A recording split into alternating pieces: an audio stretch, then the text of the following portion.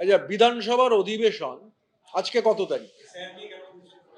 না না, আমি বলছি উনি এটা সঠিক তথ্য দেয়নি। আমার যদি রাজ্যপালের ভাষণের বক্তৃতাটা আপনার টোটো শুনেন, বক্তৃতায় আমি 10 মিনিট, আমি 12 মিনিট টাইমের মধ্যে 2 মিনিট রব্বানি চেয়েছিল, ওকে দিয়ে 10 মিনিট বক্তৃতা করেছিলাম। 5 মিনিট আমার এসআইআর নিয়ে আমার সরকারের দৃষ্টি আকর্ষণ ছিল। আজকে আমরা যে ডেপুটেশন, যে ডেলিগেশনটা দিয়ে এলাম, উনি যেটা বললেন বিধানসভায় কেন বলিনি, উনি সঠিক তথ্য আপনাদের সঙ্গে পরিবেশন করছেন না।